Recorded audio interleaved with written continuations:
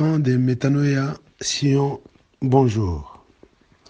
Je voudrais partager avec vous la parole de Dieu qui se trouve tout simplement dans l'évangile selon Jean, chapitre 21, le verset 18. Je lis au nom de Jésus.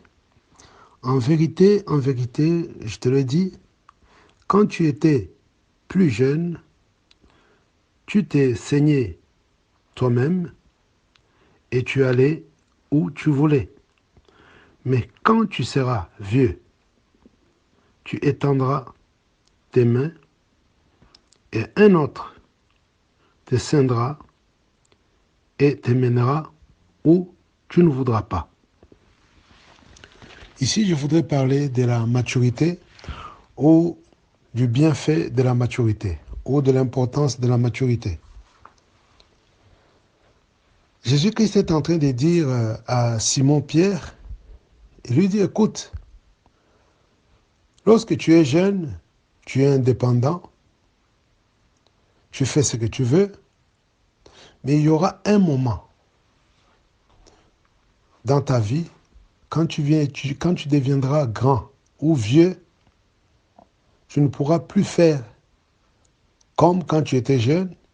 Et là, c'est quelqu'un d'autre qui te ceindra, qui te mettra à la ceinture et qui t'amènera où tu ne voudras pas.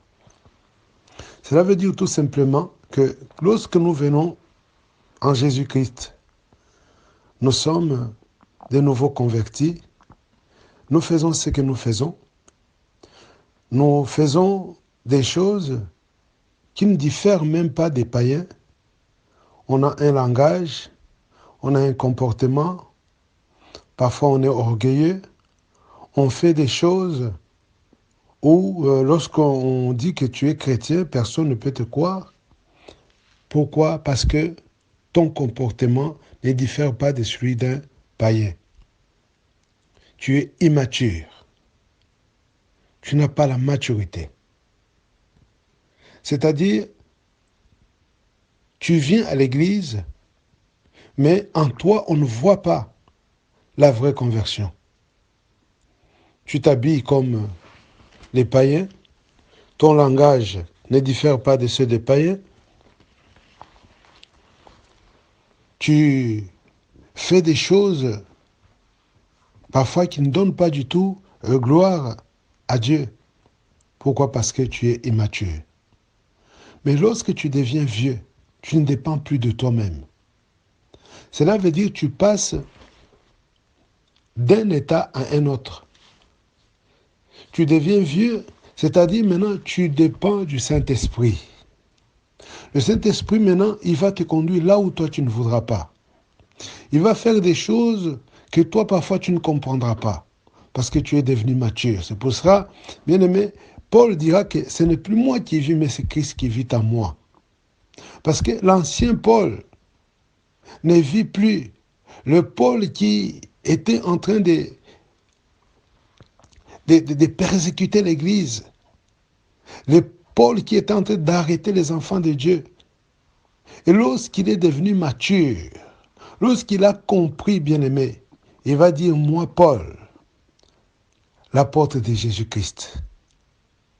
Et je me pose la question, lorsque Étienne pouvait entendre Paul dire ça, il dit, toi vraiment? Oui, parce que l'ancien Paul était mort. L'ancien Paul n'existait plus. Il était devenu une nouvelle créature. Les choses anciennes étaient passées. Il était devenu mature. Cela veut dire que lorsque tu deviendras vieux, tu dépendras du Saint-Esprit. Jésus-Christ lui-même, pour passer le test, il devait aller dans le désert. Personne n'aime aller dans le désert. Mais Christ, le diable l'a conduit dans le désert. Pourquoi? Pour passer le test que le premier Adam avait échoué. Et il fallait que Christ passe par ce même test. Et Christ, il est passé par ce test. Christ, il est sorti vainqueur. J'aimerais dire à quelqu'un, ce matin, que tu puisses comprendre que tu puisses comprendre ton identité, que tu puisses comprendre que ce n'est plus toi qui vis, que tu puisses comprendre que les choses que tu vois, ce sont des choses passagères, que tu puisses comprendre que la vie dépend pas de toi, mais la vie dépend de Christ. Que tu puisses comprendre, mon frère, ma soeur, que ce que tu vis aujourd'hui, ce n'est pas ce que tu vivras demain. Que tu puisses comprendre, mon frère, ma soeur, ce que tu vois aujourd'hui, ce n'est pas ce que tu verras demain. Demain, tu seras mature, tu comprendras la grâce de Dieu. Demain, tu seras mature, tu comprendras les bienfaits de pouvoir marcher avec le Seigneur. Parce que tous ceux qui ont marché avec le Seigneur, personne n'était abandonné. Personne n'était abandonné parce qu'ils dépendaient du Saint-Esprit. J'aimerais que je puisse lire encore un autre verset avant que je puisse terminer. Ce verset se trouve dans Hébreux chapitre 11. Hébreux chapitre 11. Et nous allons lire le verset 23 et 24. J'ai lu la parole de Dieu, Hébreux 11, 23 et 24.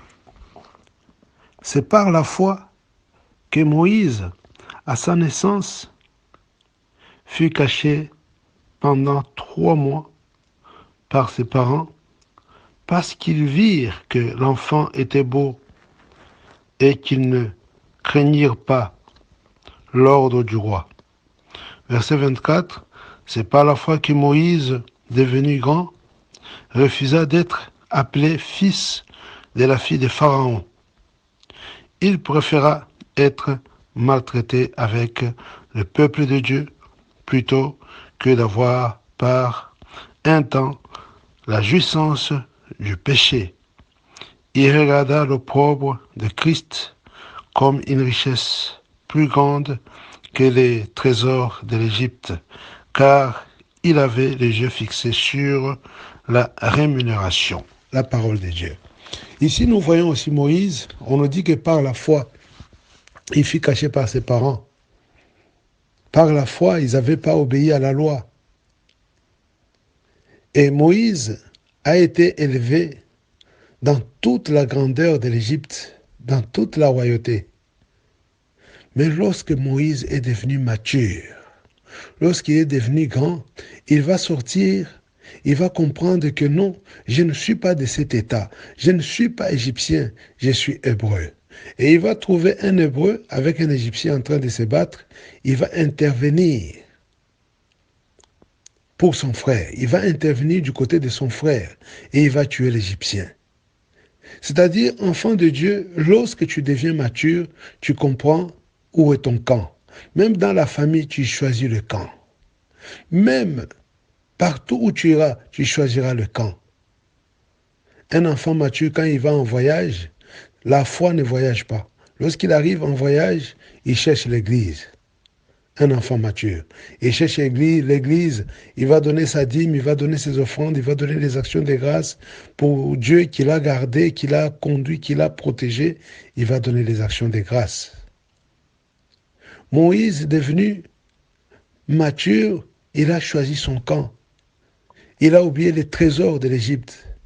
Et la Bible dit, il voyait, comme voyant la rémunération, comme voyant l'invisible.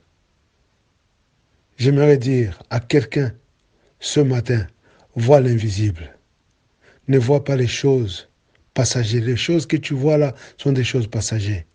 Je vais dire à une fille, une jeune fille, ne regarde pas les jeunes garçons, mais attends ton mariage demain. Dieu va te bénir, Dieu va t'honorer. Honore ton Dieu aujourd'hui et demain aussi va t'honorer. Je vais dire à un jeune garçon, ne regarde pas ceux qui font du mal aujourd'hui. Mais toi, attache-toi au Seigneur.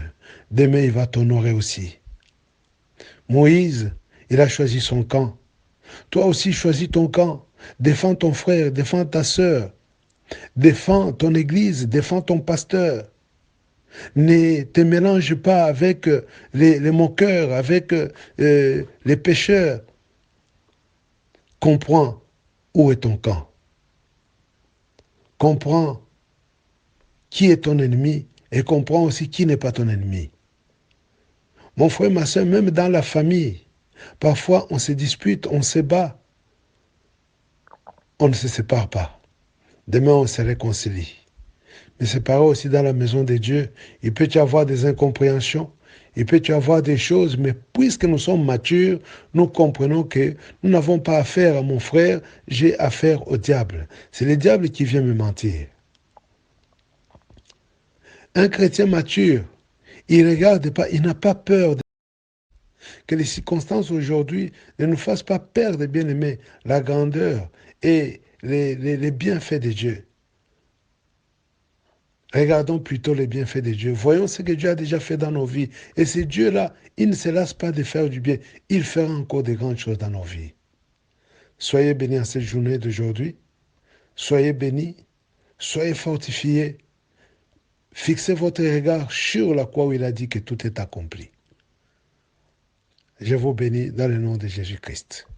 Et je vous promets la prière de ce soir, que nous puissions passer ensemble un moment dans la prière. Que le Seigneur vous bénisse. Soyez matures au nom de Jésus-Christ. Amen.